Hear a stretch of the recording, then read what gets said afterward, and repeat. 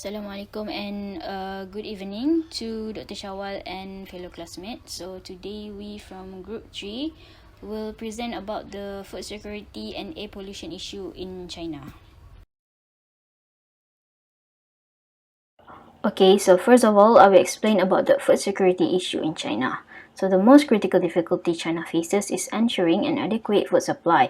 Arable land and irrigation water have changed a lot over the last few decades because people have changed how they eat. So this has put China's food security in jeopardy. So to make sure there is enough food for everyone is among the most important things that happen in China and all over the world. So in the future, climate change could make the global food security even worse. In 2015, Wang said that because China is the world's most populous country, its food security is important not only for economic growth and social stability, but also for the world food pattern. And according to the World Bank, China has around 10% of the world's arable land, but the overall area for crops per person was less than half of the world average in 2006. So the best and most valuable farmland has been used for manufacturing and development growth. Furthermore, there have been floods in China's southern region and a summer drought in the north, including the pandemic COVID-19 in 2020 and the spread of diseases of African swine disease in 2019 to 2020. So all of these things have put a lot of pressure on the country's food security. Unexpected typhoons wreaked devastation in the country's northeastern region, while a pest epidemic in the southwest in 2020 added to the pressure. So these are a few incidents that contribute to the food security issue that happened in China. As we are aware, if the issue has not been taken seriously, it will not only affect China, but other countries as well, since China is one of the main exporters of food products, especially agricultural food. Okay, so next I will explain about the factors of the food security. So the first factors is climate change. Climate change causes harm to global food security, having possibly severe economic, social, and political consequences for society. So climate change effects will wreak havoc on a sophisticated global food supply, which is already failing to fulfill the demands of a growing and changing population. It has already been associated with alteration in agricultural disease and pest pattern saltwater invasion caused by sea level rise, and even a loss in plant nutritive value. So according to a recent IPCC assessment, soil is disintegrating 10 to 100 times quicker than it is being created, a process driven by a climate change consequences such as drought and high-intensity rainfall. Meanwhile, the United Nations Food and Agricultural Organization reports that catastrophic biodiversity loss, particularly within pollinators, germs and fungus in soils, and natural predators that control pests, is being pushed in part by climate impacts. So people in China are going to have more drought and floods because of climate change, which could cut the yield of three major crops like corn, wheat and rice almost 8% by 2030. So according to Lee, corn production are predicted to be hit the hardest among three grains mentioned before, with a predicted drop of about 1/5 of overall production. So wheat yields are expected to drop by 4% and rice yields are expected to drop by 1.5%. Among other things, flooding started in the Yangtze River, the Huai River, and the Yellow River basins in early June 2020, where all three are important grain producing areas. So in 2020, flooding has hit 27 China regions, causing roughly 1.4 billion yuan worth of damage. Another risk to China's crop production is the plague of locusts that has spread across Asia. So there were crop chomping bugs in Yunnan province that had destroyed about 90 square kilometers of crops. To fight them, the Ministry of Agriculture and Rural Affairs ordered the fumigation of pesticide, including the use of drones. Okay, so for the second factors is urbanization. So rapid urbanization has a big impact on how food demand and consumer preferences change in different parts of the world. So the food scenario has shifted dramatically as a result of rapid urbanization, posing significant challenge for China's huge populations. Rural residents are drawn to cities because of the better public services, cultural amenities, efficient facilities, and expanded opportunities. Massive rural labor shift away from agriculture and toward urban areas increased the urban population size. According to the 2027 population census, about 63.9% of China's total population live in cities in 2020. So over the last few decades, China's rate of urbanization has kept going up. Alongside rapid population growth and overdevelopment, grain production is harmed by land and water shortage, as well as the departure of agricultural workers. People moving to cities has cut down on the amount of land available for farming, which has led to a big drop in crop yields. For example, the Huanghuai Hai Plain is a big area of lost potential yield because fertile and irrigated land is being used for other things because of rapid urbanization. Also, rapid urbanization changes the relationship between how much food people eat and how they buy food. People who have more money eat more food, but they also move up the food chain and eat more secondary goods like meat, fish, and milk. So China increasingly livestock-based food preferences place additional strain on the country's limited arable resources. Okay, so next I will explain about the impacts of food security. So the first impact is environmental impact. So to ensure the availability of foods for every human population in the world, countries will need to increase their food production, which has direct and indirect impacts toward the environment. Sustaining 7.6 billion people with present diets and production practices degrades terrestrial and marine ecosystem, depletes water resources, and accelerates climate change. So according to Zhao, in 2021, China and the rest of the world will have a hard time meeting the sustainable development goals if there is more demand for food. Agriculture is a major source of environmental pollution, greenhouse gas emissions, and ecological degradation. Between 2000 and 2018, China's own food production grew by 44%. Crop development only made up 7% of the growth in output, while productivity made up 93% of the growth in output.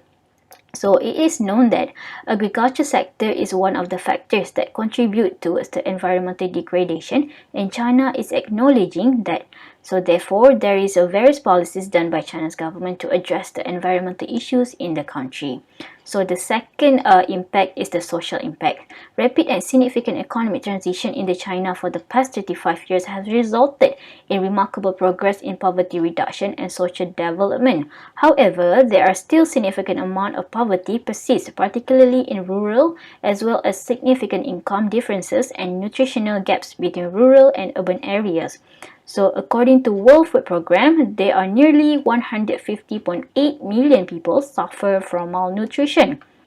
So, incomes of farmers in China eastern and central regions continue to grow faster than those from the west and southwest.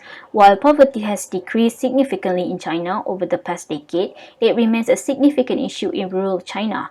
Rural China has been taxed more than other parts of China in the past and has gotten less benefit from China's current financial growth and success. People in rural China have always done farming as their main job, and the food they grow is used to feed their neighborhood rather than placed on the market.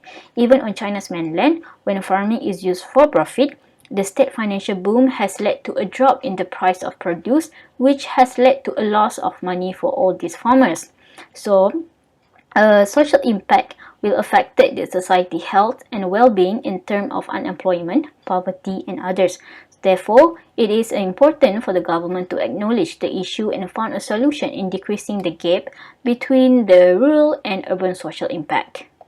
Okay, now I will continue with the upstream and downstream intervention. So I will start with the upstream intervention. So the first point is that multiple international cooperation. So according to the State Council Information Office of the People's Republic of China in 2019, since 1996, the China and the United Nations Food and Agriculture Organization have collaborated on over 20 intergovernmental South-South cooperation programs and deployed 1,100 agricultural specialists and technicians to approximately 30 regions and countries in the South Pacific, Asia, Africa, and the Caribbean, accounting for approximately 60% of the overall number of staff deployed by the UNFAO South-South Cooperation Program. So China has invested a total of 17.33 billion US dollars in agriculture abroad by the end of 2017. with 851 companies operating in 100 countries and regions across 6 continents and hiring 134,000 foreign workers.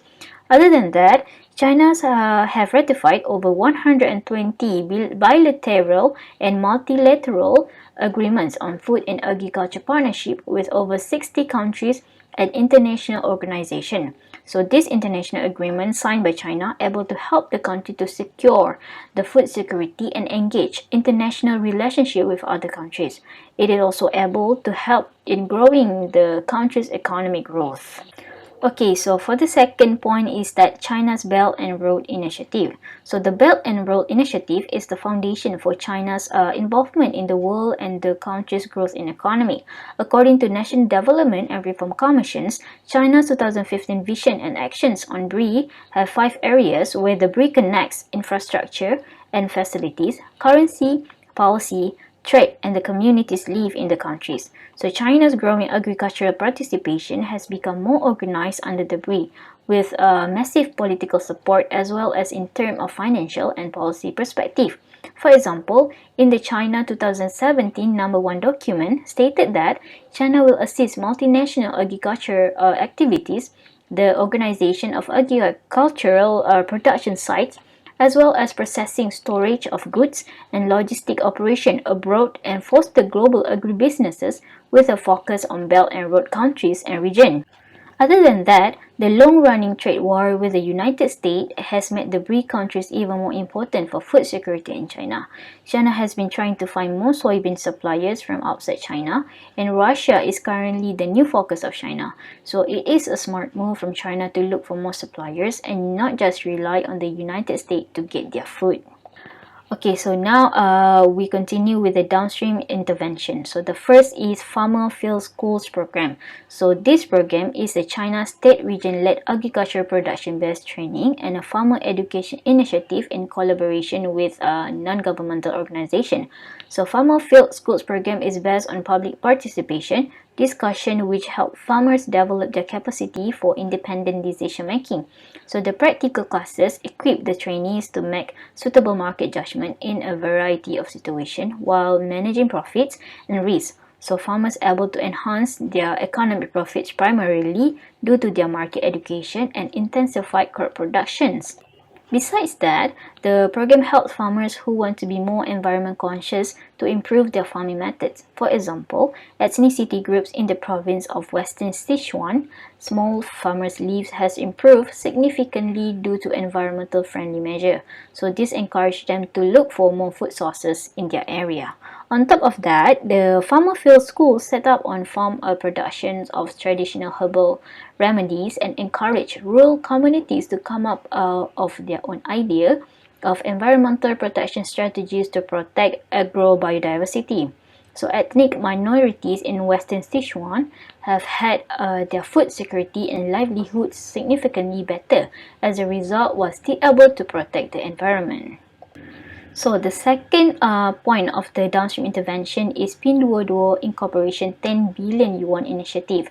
So Pinduoduo Incorporation is the China's largest agriculture platform. So the company has launched a program called 10 billion agriculture initiative to approach important needs in the agriculture sector and help increase income for those living in rural areas in China.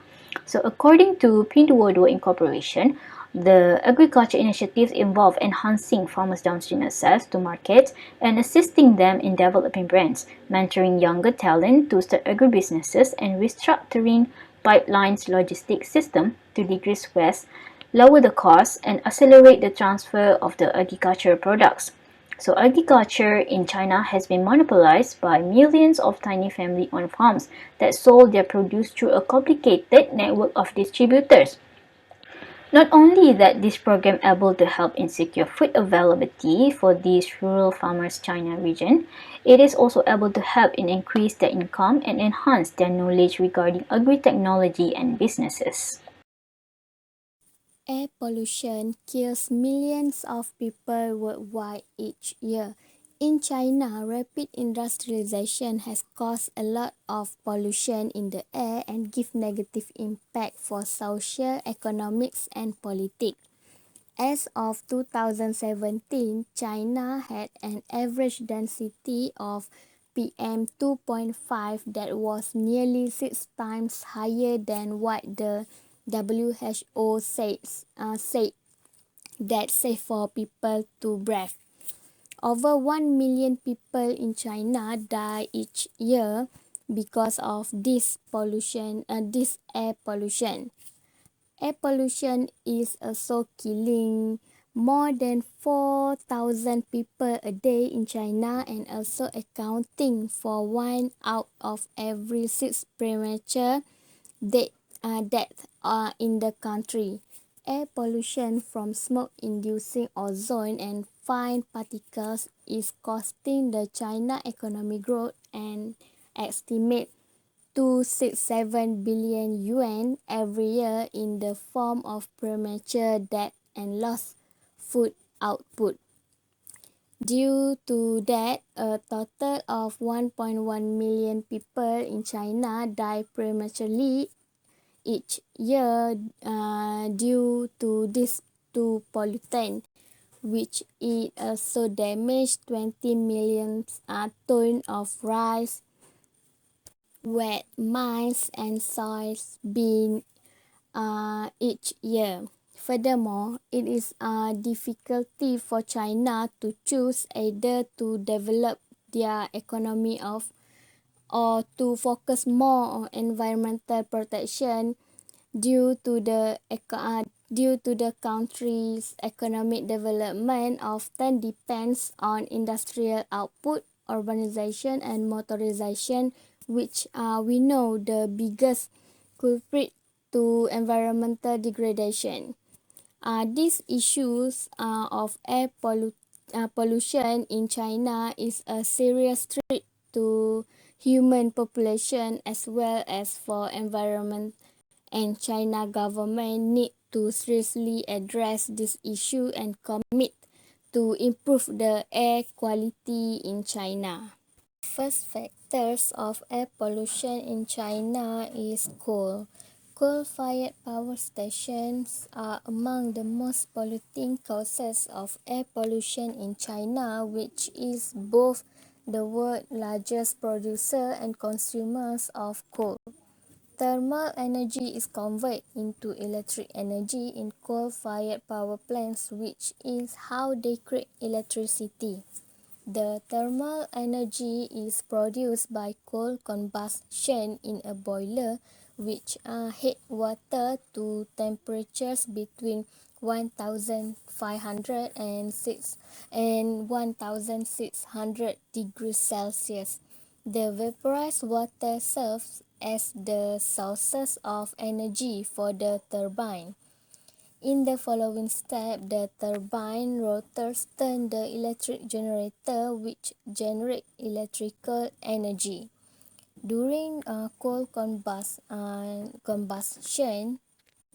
air contaminants are also released into the atmosphere. Other than that, coal combustion is responsible for 40% of the PM 2.5 particulate matter smaller than 2.5 microns in China's atmosphere, which include both industrial and household sources. For example, coal-related air pollution in the country was linked to PM 2.5 exposure from a combination of coal burning at power plants, enterprise, and houses that use coal for heat and fuel. The second factor is vehicle emissions. China has surpassed the United States as the world's largest automobile market since 2009. The impasse that has developed between the rapid development of the automobile industry and the delayed implementation of vehicle emission control has become increasingly visible. Other than that, vehicle emissions are becoming a substantial source of air pollution in China metropolitan areas. The emissions of vehicles as a result of the consumption of a high amount of fossil fuel has been identified as the most significant source of air pollution in China. In 2013, the vast number of on-road vehicles accounted for 95 million tons of gasoline and 172 million tons of diesel use. It is expected that the number will continue to rise in accordance with the increase in the automobile sales in the future. Other than that, the combustion of gasoline or diesel fuel in automobile engines result in the release of a wide range of toxic chemical pollutants. China's emissions of COHC, NOx, and PM have been consistently high for many years.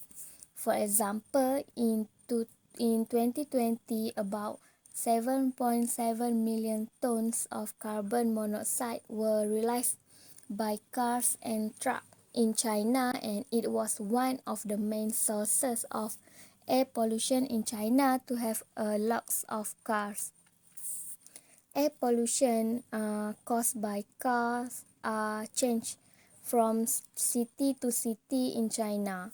Most of the 74 cities in China that were surveyed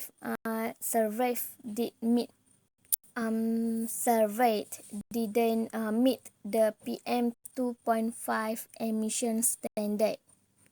The first impact of air pollution is human health. Air pollution in China is having a big negative effect on people's health. This is because the health effects of air pollution have become very important in China because the country has a lot of bad air pollution for the last 30 years.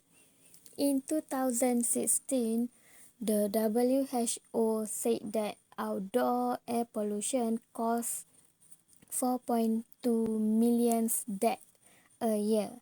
This is because PM 2.5 have been found to be the fourth most common risk factor for disease in China. Since the beginning of 2020, severe air pollution also has caused an estimate 49,000 fatalities and 23 billion in economic damage in the Chinese city of Beijing and Shanghai. Other than that, increasing concentration of pollution have been linked to a wide range of ailments including chronic obstructive pulmonary disorder, heart disease, stroke, and lung cancer. This is because high levels of air pollution have a significant negative impact on public health. In 2016, the coal-generated pollution was the most significant contributor to ambient PM 2.5 pollution in China, with premature death resulting from coal burning accounting for 360,000 deaths in 2013. Beijing air pollution produced lower birth rate and higher adult mortality from respiratory related disorders as a result of the city pollution. The second impact of air pollution in China is economy. Air pollution has been one of the most perceived implications of China's economic transformation and growth over the last 3 decades, and will always play a major contributor to environmental issues. Pollutant concentration in virtually every major urban area exceeds the WHO recommended levels in almost every case. Due to health consequences and loss of labor productivity, air pollution has a significant economic impact on China, with annual costs that totaling 6.5 percent of the country gross domestic product GDP between 2000 and 2000 and 2000 and 2010. Then air pollution is plainly quite expensive for an economy with a GDP of more than 11 trillion. China GDP has been lowered by approximately 6.5% each year as a result of air pollution.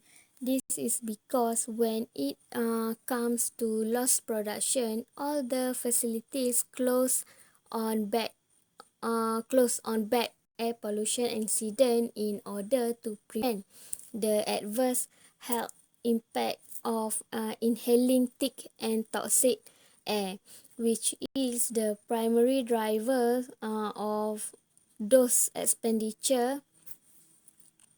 Other than that, air pollution has an impact on tourism and outdoor enjoyment. This is because China tourism industry has grown to become one of the world's most important inbound and outbound visitors industries. Nevertheless, significant air pollution has hampered tourism development in some Chinese districts. The first upstream interventions is the innovative financing for air pollution control. The innovative financing for air pollution control in Jinjinji program was the first operation in China to make use of the program for result P4R instrument in the energy sector, and it was the first operation in the world. The program was created to assist the implementation of the government's air pollution control action plan as well as the third 5-year plan from 2016 to 2020 for energy efficiency and clean energy, with a particular emphasis on controlling air pollutant at their source through increased energy efficiency and the expansion of clean energy sources. Other than that, through the mainstreaming of green finance in financial institutions, the program was able to bring much needed funding, allowing the government to meet its target. In this case, the initiative assists a commercial bank, which is Huazia Bank, in providing funding for the business that were reducing air pollutant and carbon emissions by enhancing energy efficiency, investing in clean energy, and also tightening air pollution control as a part of their business operation. The second upstream intervention is 2020 Air Pollution Action Plan release. China had made a lot of plans over the last few years to control and get rid of this pollution at the source. However, 2020 is going to be a big year for China because of all the new rules that are going to be put in place. For example, this July was the first time there was a mandatory standard for controlling fugitive emissions of VOC for all general industries, and it was very strict. Other than that, according to the State Council, China's cabinet announced a 3-year action plan for Addressing Air Pollution on June, which established target for improving the country's air quality by 2020. Plan 2023-year plan action for winning the blue sky wars, with a particular target for decreasing emissions of sulfur dioxide and nitrogen oxide by 2020. The 3-year action plans calls for both to be reduced by at least 15% compared to the previous year. Other than that, the State Council has set forth an ambitious plan to achieve the target of the 3-year action plan, which includes actions such as adjustment of industrial structures, the consolidation of industrial production capacity, the deepening of pollution controls, and also the transformation of the energy system towards a cleaner, more efficient energy system, including efficiency improvement across all end-use sectors such as industry, appliances, and building, as well as the development of a national energy policy. The downstream intervention is a giant air purifier. The giant air purifier was created by a scientist that named Chao Zhongji with the approval of the China government, and it is the world's largest air purifier. The construction on the Xi'an Smoke Tower project was finished last year in a development zone in the Shaanxi district. The project was started by the Academy in 2015, and the goal of this project was to find a cheap and effective way to remove the pollutant from the air. For the 1,000 square kilometers, this tower covered by the city. It is also roughly 100 towers would be required, like 385 square miles. The tower, which is in the city of Xi'an in the province of Shaanxi, and also constructed under the supervision of experts from the Institute of Earth Environment of the Chinese Academy Science. In the month following the building of this giant